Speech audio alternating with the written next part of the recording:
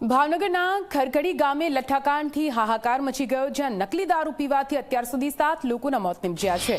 એસએમસીની ટીમે ફરાર બુટલેગર રહીશને ઉજ્જૈનથી દબોચી લીધો છે। નકલી દારૂકાંડમાં 4 પોલીસ કર્મીને સસ્પેન્ડ કરવામાં આવ્યા। બીજા જમાદાર તેમજ 3D સ્ટાફના પોલીસ કર્મી પણ સસ્પેન્ડ થયા છે। સાથે અત્યાર સુધી 21 બુટલેગર સામે નોંધાઈ છે પોલીસ ફરિયાદ। મહત્વનું છે કે ભાવનગર જિલ્લાના ઘોઘા તાલુકામાં આવેલું ખરખડી ગામ, જ્યાં નકલી દારૂ પીવાના કારણે અત્યાર સુધીમાં 7 લોકોના મોત નિપજ્યા છે।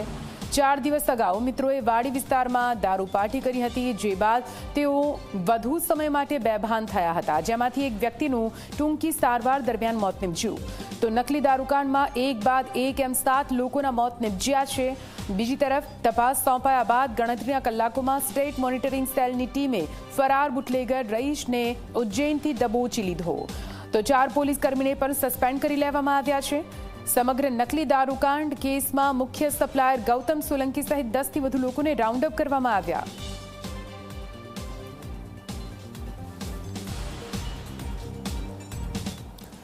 તો આપ જો ડ્રાય સ્ટેટમાં દારૂ અને દારૂમાં પણ નકલી દારૂ, એટલે હવે જો દારૂ પીતા હોવ તો પણ સાવધાન રહેવું પડશે। પરંતુ ડ્રાય સ્ટેટમાં દારૂ ક્યાંથી આવ્યો, સૌથી મોટો સવાલ। હાલ તો ધરપકડ બુટલેગરની કરી લેવામાં આવી છે। શું કઈ અપડેટ ત્યાંથી સામે આવી રહી છે? વધુ માહિતી સાથે અમારા સંવાદદાતા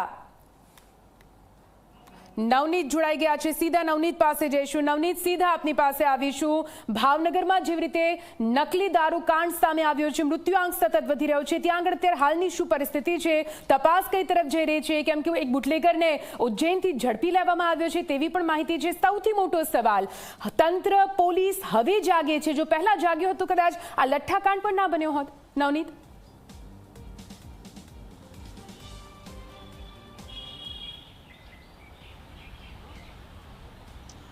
ચોક્કસ વાત કરીએ તો જે રીતના ભાવનગરમાં કથિત લઠ્ઠાકાંડ છે સામે આવ્યા બાદ 7 લોકોના અત્યાર સુધીમાં મોત નિપજી ચૂક્યા છે। તંત્રએ પણ એ વાતની પુષ્ટિ કરી છે। ખાસ કરીને હું આપને બતાવવાનો પ્રયાસ કરીશ કે હાલ અત્યારે જીમીડીની ટીમ છે એ પોલીસ હેડક્વાર્ટરે પહોંચી છે। અહીંયા આપણે દ્રશ્યો બતાવવાનો પ્રયાસ કરીશ કે જે રીતના હાલ થોડાક જે આરોપીઓ છે તેને લઈને પોલીસ અહીંયા પહોંચી હતી અને તમામ જે બુટલેગરો છે તેને પણ રાઉન્ડ અપ કરવાની જે કાર્યવાહી છે એ હાથ ધરવામાં આવી છે। ખાસ કરીને જે રીતના નકલી દારૂ જે પીવામાં આવ્યો હતો અને નકલી દારૂ પીધા બાદ એક લોકોના જે મોત થયાના જે અહેવાલો સામે આવી રહ્યા છે। ખાસ કરીને જે મુખ્ય આરોપી છે ગૌતમ સોલંકી અને ઉજ્જૈનનો રહીશ કે જે નકલી દારૂ છે એ બનાવતો હતો ને તેણે પોતાને ઘરે જ ફેક્ટરી ચાલુ કરી હતી ને જે ડુપ્લિકેટ દારૂ છે એ બનાવવામાં આવતો હતો। પોલીસે ગઈકાલે તે ઉજ્જૈનથી રહીશને ઝડપી લઈ હાલ ભાવનગર આવવા માટે રવાના થઈ ચૂકી છે। ખાસ કરીને મધ્યપ્રદેશનો જે નરેન્દ્ર યાદવ છે કે જે આ જે નકલી દારૂ બનાવવાની જે ફોર્મ્યુલા છે એ લઈને આવ્યો હતો ને તે બાદ નરેન્દ્ર યાદવની મદદથી નકલી દારૂ છે એ બનાવવામાં આવતો હતો। ગૌતમ સોલંકીને રહીશ અમદાવાદથી સામગ્રી છે એ લઈ આવતા હતા અને સરખેજથી મટીરિયલ, લિક્વિડ બોટલ, ઢાંકણ, રોયલ સ્ટેકના સ્ટીકર સહિતના જે માલ સામાન છે તે પણ લાવવામાં આવતો હતો। ખાસ કરીને નકલી દારૂ બનાવવા માટે થઈને જે મિથેનોલ છે એ પણ સરખેજથી આવતું હોવાનું જે શંકા છે એ પોલીસ સેવી રહી છે।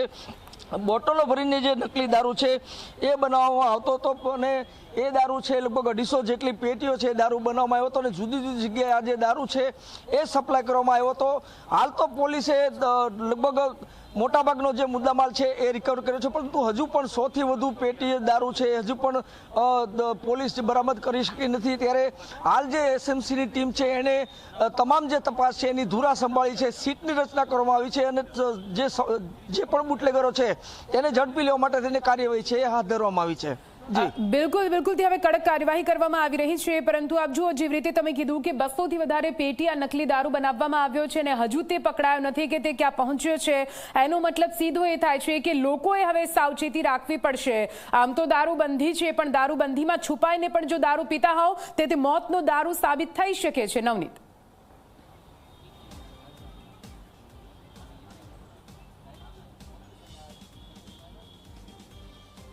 ચોક્કસ જે રીતના આજે ખરકડી ગામના જે યુવાને દારૂ પીધા બાદ જે મોતનો જે સિલસિલો છે એ લંબાયો હતો ને અત્યાર સુધીમાં જે 7 લોકોના મોત થયા છે. ખાસ કરીને વાત કરીએ તો જે ખરકડીમાં જે લોકોએ દારૂ પીધો હતો એમાં ધર્મેન્દ્રસિંહ નામના જે વ્યક્તિ છે તે દારૂ લઈ આવવાનું સામે આવ્યું હતું. જ્યારે ધર્મેન્દ્રસિંહની પૂછપરછ દરમિયાન અર્જુનસિંહ નામના વ્યક્તિ પાસેથી તે દારૂ લાવવાનું સામે આવ્યું હતું. અર્જુનસિંહની પૂછપરછ દરમિયાન તે અન્ય એક પારસ નામના જે વ્યક્તિ પાસેથી દારૂ લાવવાનું સામે આવ્યું હતું. એટલે એક રીતે જોઈએ તો આ જે બુટલેગરો અને બુટલેગરોના જે સપ્લાયરો છે તેના દ્વારા જે ચેન ખડકાયેલી છે ને તેને નાથવા માટે હાલ પોલીસ છે એ તપાસ ચલાવી રહી છે. બિલકુલથી નવનીતપુરી માહિતી માટે આભાર. તો આપ જુઓ, આ પૂરો નકલી દારૂનો ખેલ કેવી રીતે એક બાદ એક 7 લોકોનો જીવ લઈ ચૂક્યો છે. મૃત્યુઆંક હજુ પણ વધી શકે કેમ કે હજુ પણ કેટલાક લોકો સારવાર હેઠળ છે.